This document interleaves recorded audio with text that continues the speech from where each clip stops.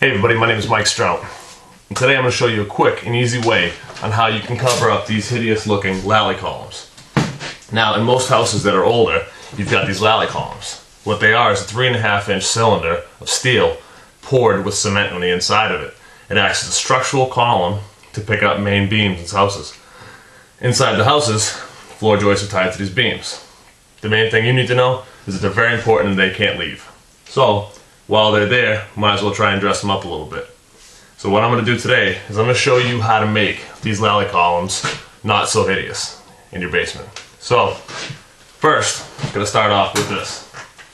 Since the lally columns are made mostly of steel, when the temperature changes, they will condense. So, you can't have any wood touching them, or the wood will rot out and it'll become, it'll just rot and it'll fall apart and it'll defeat the whole purpose of fixing it in the first place. So, what we're going to do is we're going to take a piece of regular 2x4 KD wood. This is kiln dried wood. And we're going to make sure that we have enough space on the inside to get our fingers through. What I've done is I pre-measured so that I hit the top plate and the bottom plate, which is basically the floor and the ceiling, framing to framing. Now, what I'm going to do is I'm going to take and I'm going to level up this piece of wood, because this piece of wood is going to be my governing point for the whole corner.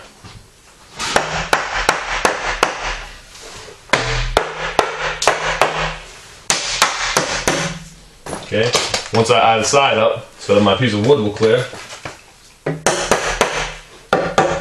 I'll put a level on it just to make sure that it's nice and plumb. Okay, looks pretty good. Now,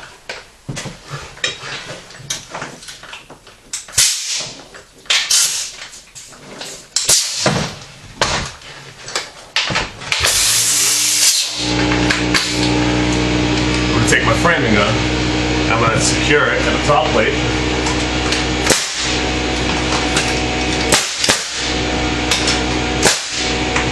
And the bottom plate.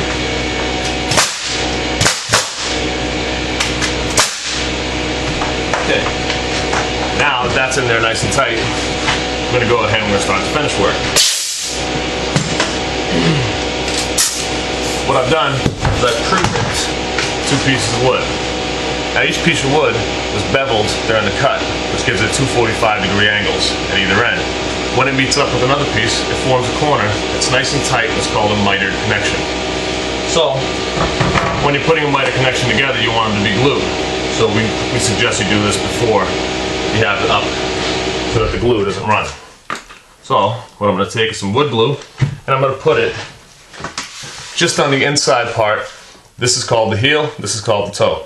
Just like a foot if it was standing up. So this is the heel. I'm gonna apply a thin bead of glue all the way down, rub it in with my finger, and I'm gonna make the connection with the second piece of wood.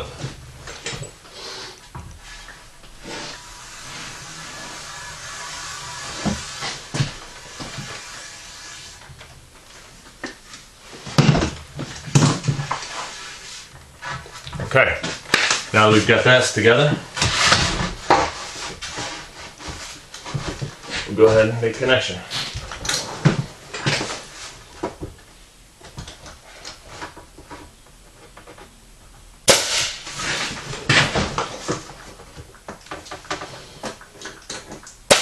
Now, while making the connection, you just want to make sure that you get the 2 points to meet up so that the outside, the toes, meet up to form a nice tight connection.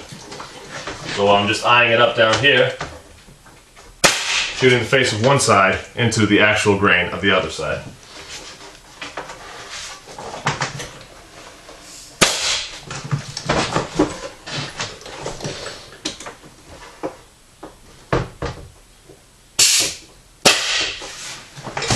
Okay.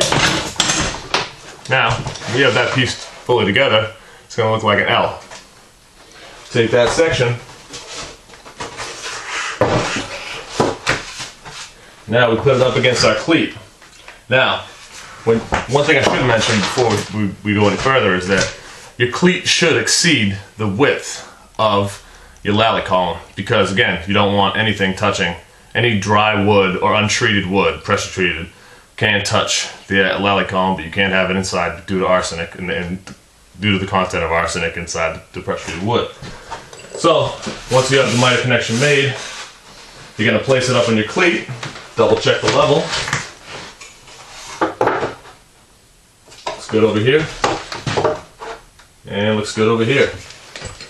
So now we're going to use that cleat as a way to secure our trim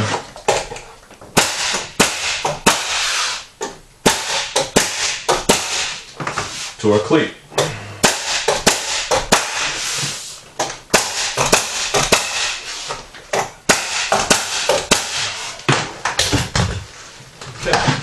Now what we've done is we've taken an ugly, hideous lally column and we've turned it into a nice decorative corner. Now you have the option to do whatever you want. On the bottoms, typically you're going to match the baseboard in the room. So you can wrap a little bit of baseboard around the base of this now column. Now it's a decorative column, so I can call it a base and a capital. Around the capital, sometimes people put crown molding, some people put just basic 3/4 molding, some people leave it flat, some people tie it into the ceiling.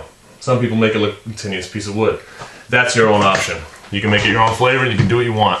But what you don't have to do is look at an ugly lally column. Thanks for your time. Again, my name is Michael Strout.